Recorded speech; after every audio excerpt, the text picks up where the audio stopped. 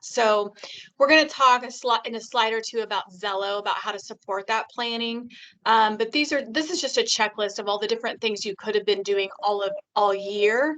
So you really want to go through this checklist and kind of mark off what you've done, what you haven't done. Prioritizing, though, probably completing the FAFSA. The FAFSA is very time sensitive. It's that free and financial aid from the federal government, and it can be pretty labor intensive. So that's where we would suggest that you start. And we'll talk about that a little bit more later down in the slideshow.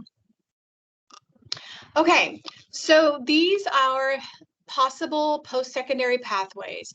So really having a conversation with your student about where they see themselves after high school, and really starting with the end in mind, talking about careers, talking about interests, and then backtracking and determining what path will get you to that career. And these are those different paths. You could attend a four-year college, you could go to a community college, a trade program, you could complete an apprenticeship.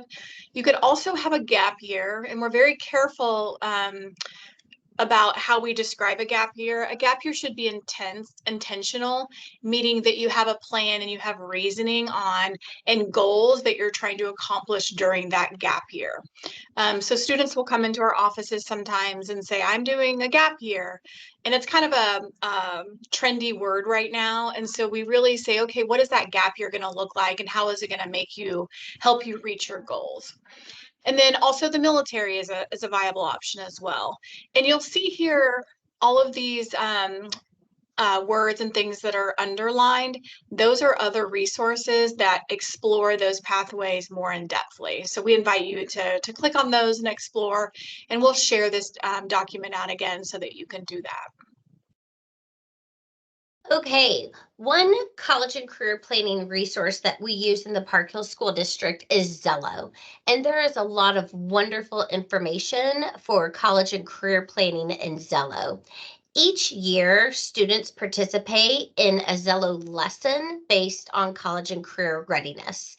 Ninth graders take the personality styles lesson, 10th graders, the work values, 11th graders, choosing a college, and 12th graders, a job interview lesson.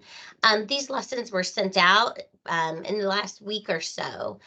So those are lessons that students should have completed for this year. And that's something that you can ask your student to log into Zello and kind of go through those lessons.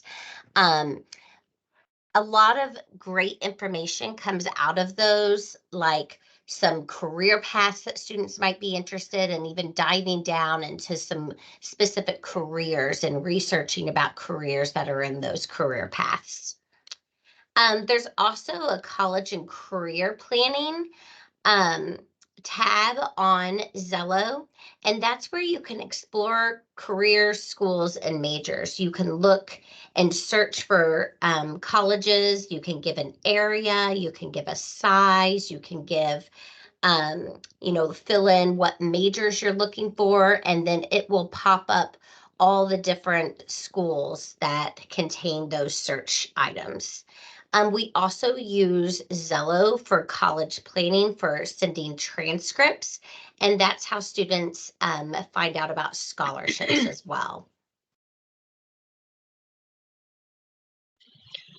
Okay, these are some additional college and career planning resources.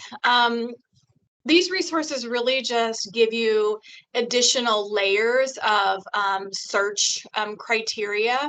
So that first one is a website called Big Future, and it's very similar to Zello, meaning that you can plug in the criteria that you want in a school and a school climate, and it will spit out for you those colleges that match your criteria.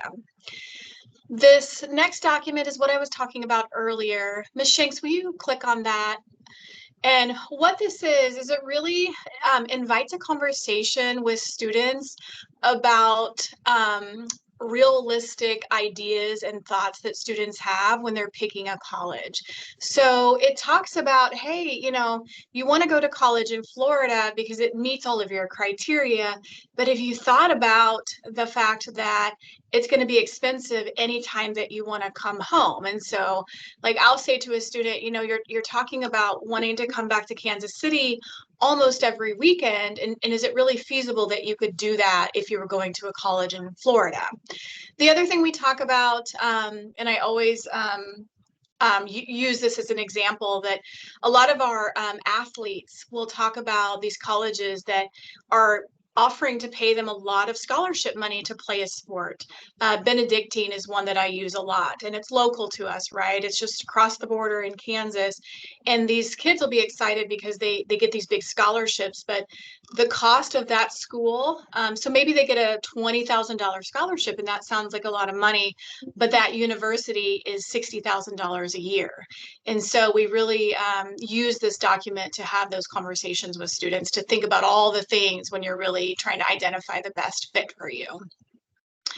Okay, there have been some in-person college fairs, and unfortunately those have passed, those time marks have passed for the local ones, but we do have that virtual college fair link down here. And I haven't updated the dates, but I know there's several more throughout the school year and actually throughout the summer. And you can click on that. Yeah, Ms. Shanks is looking at that. And you can really easily meet with a college virtually at any time following going through that link. Another thing, and it's still not too late for this, is to go on college visits. That was on that last slide on the bottom. And it just gives you information about things to have a conversation about. And yeah, things that you can do when you're on that college visit to help support that planning. Okay, every year we have an HBCU college fair in the Park Hill School District. This year it was well attended. We still do have some resources there for you that if you're interested in attending HBCU, these resources can help support that planning as well. I would also invite a student, if they really are wanting to consider going to an HBCU, to talk to your school counselor, Ms. Shanks or I, and we can help guide that conversation as well, because there's a lot of scholarships very specific to HBCUs that some students don't know about. And I'll talk about that a little bit more. Okay, applying to college. We all know that that can feel very overwhelming. When students come to us and during our individual career and academic plans, we talk to students about what colleges they're going to apply to.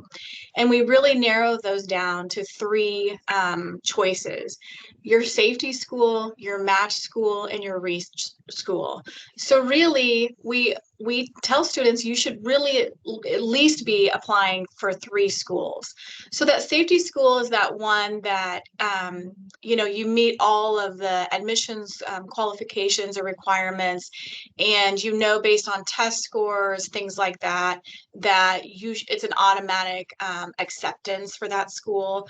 A lot of schools, UCM, state schools, will have automatic acceptance qualifications. So that would be your safety school.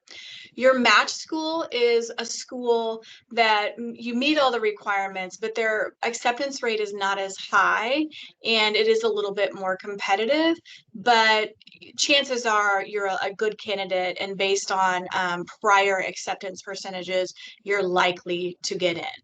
And that reach school is exactly what it sounds like. It's that maybe you meet most of the admittance requirements, but their acceptance rate is not as high as those match and safety schools. And if you get in, it would be great, a dream come true, right? But if you don't get in, you still have your match and your safety school as a backup.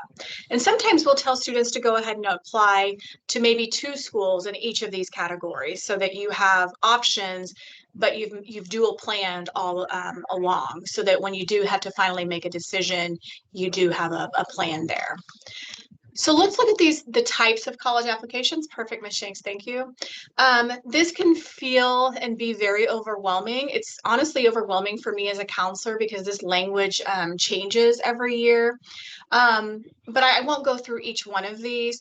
Really, because we are so late in the game, you're really just focusing on that number one, that regular decision. The early decision, early action, rolling admission, and single choice, those timelines have already passed for this school year. But if we have any parents and students in the audience that maybe are juniors or sophomores, this is really important information, and really you should kind of familiarize yourself with these terms, because next school year you'll be on a timeline for these early decision dates and early action dates. And really what those mean in a general sense is that you are telling that school that I am going to commit to you early on, that I have thought about going to this school for years. I meet all of your admittance requirements.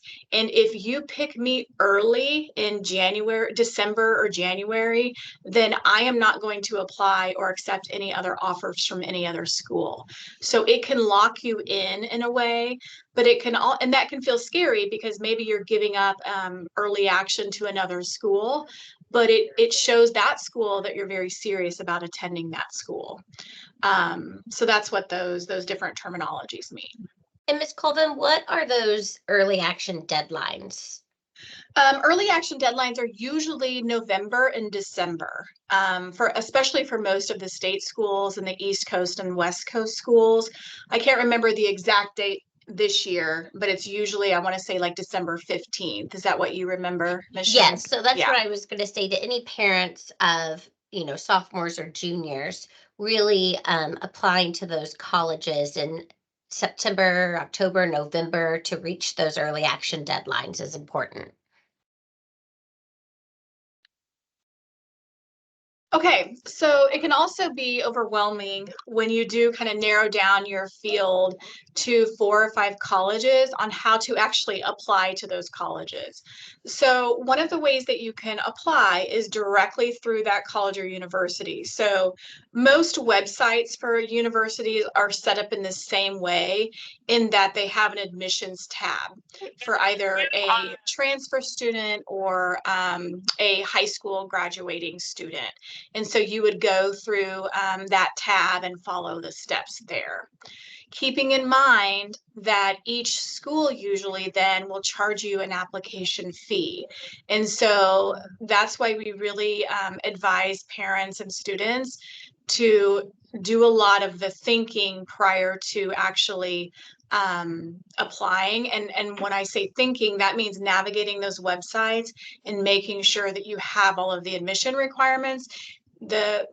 One of the negative things that can happen for students that are not really planning is that you go in, you pay the application fee, and you go through all the different tabs to mark the check boxes that you meet the initial requirements, to only find out that you actually don't, because you haven't planned that out and then you've already paid the fee. So really do a lot of planning and exploring before you pay that fee. The other way, and the way that's becoming very popular, is the Common Application, also known as the Common App. And there's some links there to really explain to you more in depthly about what the Common App is. But in general, what it means is that it's kind of a housing system where the student has to only one time enter all of their demographic information, their school history information, their work history, their volunteer work, their GPA, their transcript. They only have to do it one time, and then they can invite schools to apply for, that they're applying to then receive all of that information. And not only do they just receive it one time, but anytime the student or the counselor or a recommender updates something, it then shoots an email or an update to all of those colleges and universities. So it's really a time-saving tool and an organization tool to help support that student applying to several different schools. Now, there are some universities and colleges that don't utilize the Common App, and so that's another exploration that a student has to do. And we We try to keep up with that as school counselors on what universities use it and what don't. But ultimately, we do the same thing as students. We go to their website, like the University of Missouri at Columbia, and look, and usually it'll say right on the page under that admissions tab if they utilize the Common App. One of the things, though, I want to point out, certainly for a student this year that's still trying to utilize the Common App, is that you want to note there that Ms. Shanks and Ms. Colvin, we both have to have 2 different email addresses, because when we recommend a student, we have to keep Park Hill High School and Park Hill South students separate, because we have to enter information about their school's profile. So just make note that when you add us as a recommender, you need to use the appropriate email address. The HBCU colleges have a Common Black College application website as well. And this is what I was referring to earlier on, that there are very specific assistance websites and support for a student applying to an HBCU. Also, there are very specific scholarships that students can access through the Common Black College application, rather than just going and searching for those and generally online. So this helps streamline that for students.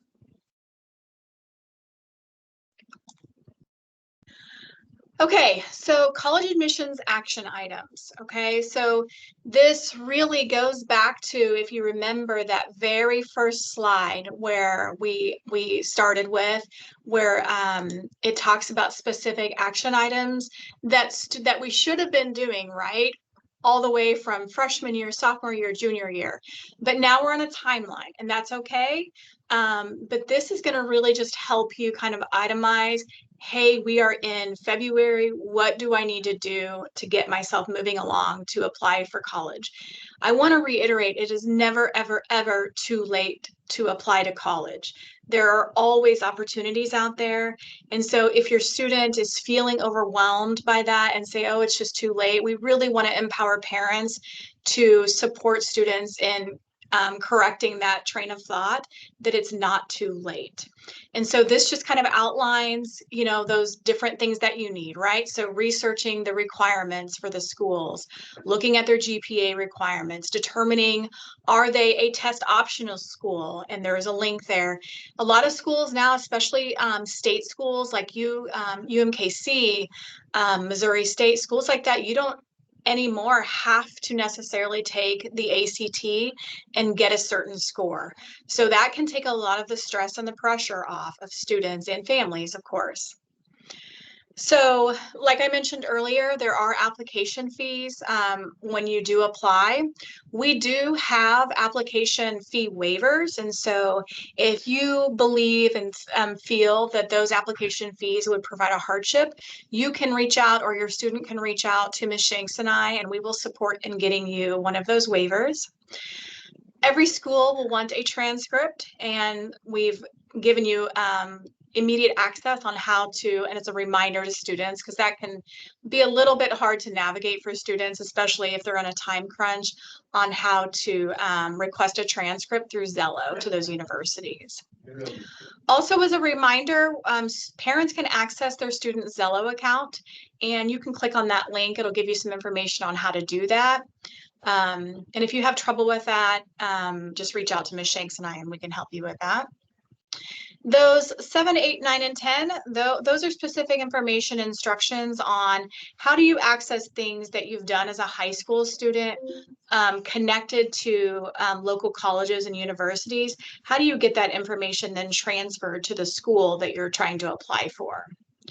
And then number 10 is just information on supporting your student on writing that college essay and personal statement. There's some specific guidelines and instructions really on how to make your essay stand out to those college admittance advisors. Yeah, one thing I would note is that Park Hill School District does not include the ACT score on our transcripts. So that is something that students, if they are choosing to send their ACT score, they will need to log into actstudent.org in order to send their ACT scores to the colleges. Okay, the FAFSA is open now. There was a delay in the opening because the FAFSA this year is offering a new form and a new website. I've helped some students kind of navigate through the new FAFSA, and it is pretty easy to get in. Some things that students will need in order to get started on the FAFSA is they will need to know their social security number and also the social security number of parents that are being included in the FAFSA. So there's a lot of information at the FAFSA website about what you need. And we've done a FAFSA counselor talk as well. And those are taped.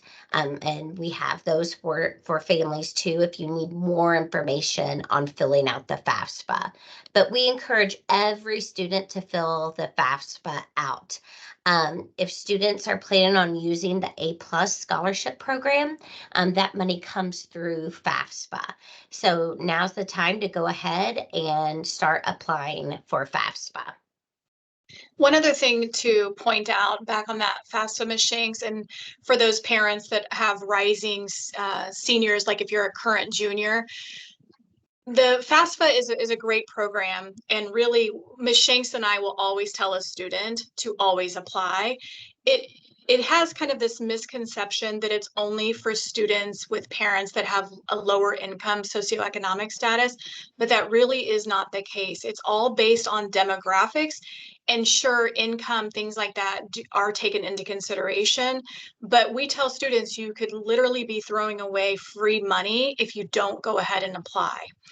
The other thing about the FAFSA, and this is something that a lot of families and students don't know, is that it is first come, first serve. So like Ms. Shanks said, this year it was late in opening. Next year it will go back to that opening day of October 30th, 31st. I can't remember exactly. And so what happens is you're on a clock, and then come April 1st, all of everyone that's applied, they get first dibs to that money. After April 1st, then you're into another pot of money. And so you don't have access to the bigger pot of money. I'm putting that in very simple terms. So we really stress to students to go ahead and apply as soon as that window opens. Yes, and this year opened in December. December, right. End of December. Right. Okay, I think now we just want to take a pause to see if there's any questions.